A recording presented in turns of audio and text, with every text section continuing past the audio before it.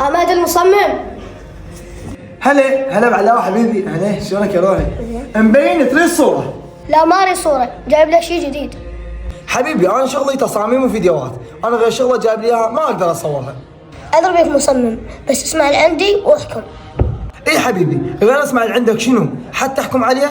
حسمعك اللي عندي، بس شوف رأي متابعينك. يا اخي سمعني اللي عندك، ترى تحمست حيل. زينب لفت يمي حسين، لكن قاضى بالهم، تقول له يا ضويوني علي من الفزيع ملتم، تعنت له